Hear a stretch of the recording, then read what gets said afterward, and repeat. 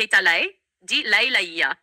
Né le 16 septembre 1987 à Kouroussa, dans une famille profondément enracinée dans la culture mandingue, Keita Laye, connu sous le surnom de Laye Laïa, est un enseignant, linguiste, journaliste et acteur culturel guinéen.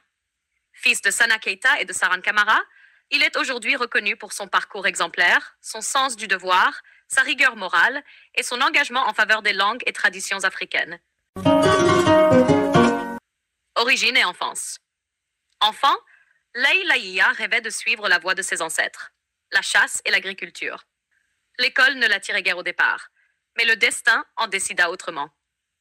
Il commença ses études primaires dans son village natal, Laïa, dans la préfecture de Kouroussa, jusqu'à la 2e année, puis poursuivit sa scolarité dans la capitale guinéenne, Conakry, jusqu'à la 6e.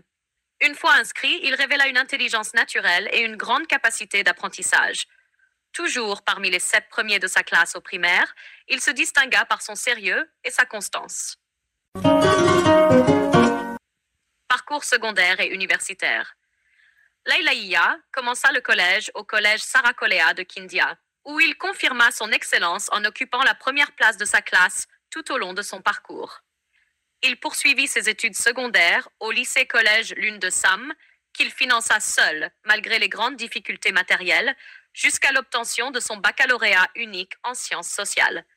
Après le baccalauréat, il fut orienté à l'université de Kindia, au département des sciences du langage, où il obtint sa licence.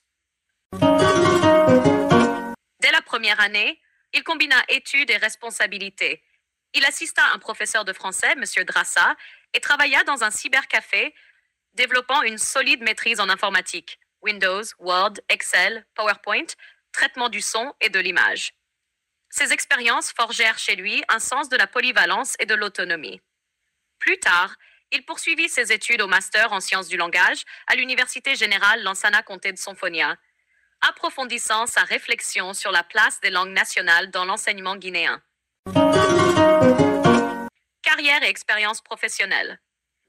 Après l'université, Laye Laïa exerça comme enseignant dans plusieurs écoles privées où il se fit apprécier pour sa rigueur, sa pédagogie et son respect des valeurs morales.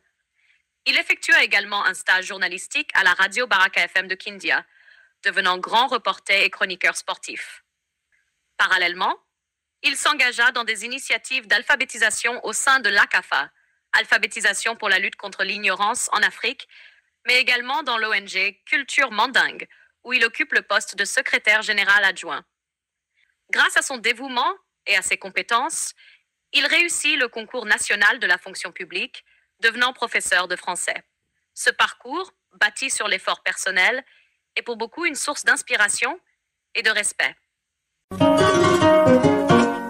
Engagement culturel et linguistique. Au-delà de l'enseignement, Laye Laïa est un ardent défenseur du patrimoine linguistique africain. Sa maîtrise du Nenko, langue qu'il lit et écrit couramment, lui a ouvert la voie d'un vaste champ de recherche sur la culture, l'écriture et la pensée mandingue. À travers ses travaux, il milite pour la revalorisation des langues nationales et leur intégration dans l'éducation guinéenne. Par son activité au sein de l'ONG Culture Mandingue, en tant que secrétaire général adjoint, il œuvre à la sauvegarde des traditions tout en favorisant le dialogue entre la modernité et l'héritage africain. Passion sportive et valeurs morales. Homme complet, Laye Laïa a également marqué le domaine du sport. Passionné de football depuis l'enfance, il fut un joueur talentueux qui attirait de nombreux spectateurs par sa créativité et sa technique. Il devint ensuite entraîneur, maîtrisant les stratégies et règlements du jeu et partageant sa passion avec les jeunes. Mais au-delà du savoir et du sport, Laye Laïa se distingue surtout par son intégrité morale. Depuis son adolescence, il s'est imposé un mode de vie fondé sur la discipline, la pureté et le respect de la religion. Par conviction religieuse et coutumière, il a toujours refusé toute relation amoureuse hors du mariage, préférant se consacrer entièrement à ses études, à sa foi et à son travail. À 28 ans, il revendique ce célibat responsable comme un choix de conscience et de dignité. Une sensibilité spirituelle singulière. L'un des aspects les plus singuliers de la vie de Laye Laïa réside dans sa connexion spirituelle profonde. Depuis son enfance, il possède une faculté intuitive rare. Les événements importants de sa vie, heureux comme malheureux, se manifestaient souvent à lui en rêve avant de survenir réellement. Cette sensibilité a marqué son entourage et nourrit le respect, parfois la crainte, que certains lui portent. Ceux qui prévoyaient des actions envers lui, bonnes ou mauvaises, se retrouvaient souvent vus ou connus à travers ses songes. Ce don, qu'il perçoit comme une protection divine et non comme un pouvoir, l'a toujours conduit à la prudence, à la méditation et à la tolérance envers autrui. Une figure d'intégrité et de renaissance. Aujourd'hui, Keita Lai, dit Lai Laia, est considéré comme un symbole de courage, de loyauté et d'humilité. Son parcours, né du croisement entre la tradition et la modernité, illustre la réussite d'un homme qui n'a jamais renié ses origines, tout en embrassant la lumière du savoir.